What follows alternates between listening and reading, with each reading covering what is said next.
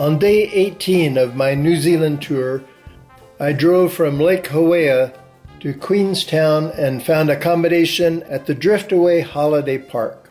Looking forward was the beautiful lake. Looking to the side were the tall mountains. The kitchen and dining area were super clean and new looking. Young singles, couples, and families used the kitchen. I usually was the oldest one cooking. Because of the beautiful surroundings and wonderful facilities, I stayed 2 nights. A half-a-mile walk around the lake brought me to the Boat Shed Cafe. My breakfast of eggs, potatoes, and toast was fabulous. While in Queenstown, I decided to get a bird's-eye view of the city and headed to the gondola. The town took shape as we were lifted higher and higher. Queenstown and the surrounding area is truly beautiful. Most everyone, young and not so young, had purchased tickets to race the luge located at the top. I had not, and now I regretted that decision. It looked like fun. Some took it slowly, while others released the brakes completely and traveled much faster. I host a monthly class Zoom at 6 p.m. Pacific time on the second Monday of every month. Camping now in New Zealand, I had to carefully figure out just when to start the Zoom because New Zealand is 14 hours ahead of West Coast U.S. I started the usual Monday 6 p.m. Zoom on Tuesday at 2 p.m. and was glad that everyone showed up. I had figured it right. Not only were my Canadian and U.S. classmates there, but also Barbie and Peter from Afghanistan. Speed limits in New Zealand are clearly marked. The top speed on most highways is 100 kilometers an hour, which translates to 62 miles an hour. Day 20 took me to Tuanea, where I stayed at the Top 10 Holiday Park, which had lovely facilities. From the park, I walked the 2 miles around the lake to the bird sanctuary.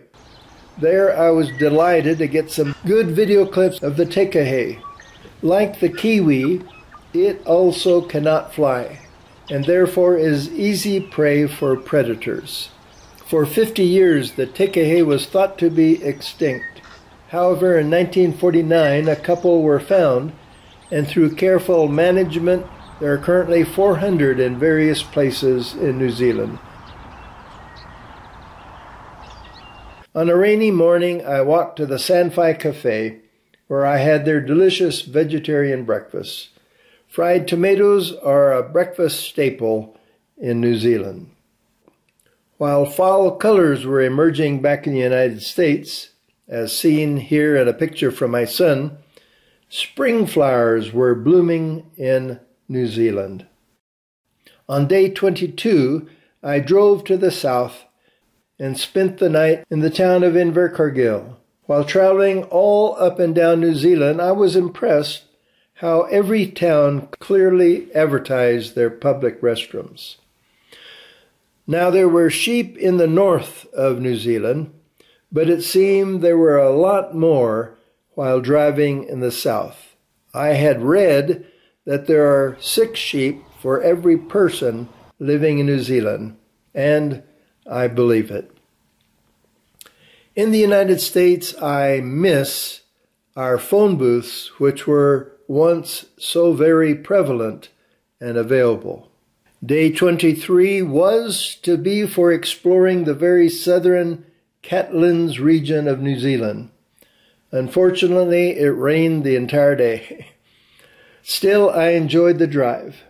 I like lighthouses, so despite the rain, shielding my camera with my windbreaker, I walked to the Waipapa Point to see their historic lighthouse. A sign lamented the ending of an era of lighthouse keepers when the lighthouse became automated in 1976. I continued traveling through the rain to Dunedin on the east coast of New Zealand. While in Dunedin, I enjoyed getting to know Glennis and David's daughter Fiona and her lovely family. Day 24 found us watching the New Zealand rugby team defeat the #1 ranked Ireland in the quarterfinals of the World Cup rugby tournament. Hopes were high now of winning the World Cup altogether in the coming weeks. Through a YouTube video, I had heard that the steepest street in the world was in Dunedin, New Zealand. This is Baldwin Street in Dunedin on the South Island of New Zealand. When I asked about it, to my delight, I learned that it was a short walk from their house. Now, the Guinness Book of Records proclaimed a street in Wales as the steepest. The residents of Baldwin Street in Dunedin challenged the record. Both streets were measured, and Baldwin, New Zealand, won out. Now, along with Olive, Fiona, Glennis, and David, I can boast having walked the steepest street in the world. On our last evening together, we dined at a local Indian restaurant called Little India. On day 25, Glennis and David drove me from Dunedin to Christchurch to catch the plane back to the U.S. We stopped along the way to see the Meraki boulders, a most interesting geological phenomenon.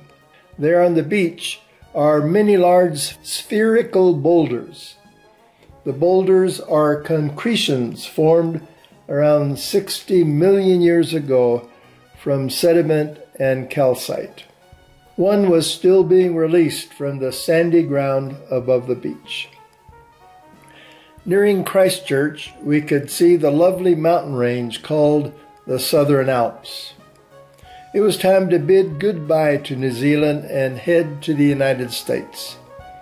What a grand time I had had visiting my classmate Glennis and her husband David and touring their beautiful country in their caravan. My route had taken me from the north of New Zealand down to the very south. What an amazing trip it was. Thanks, Glennis and David, so very much.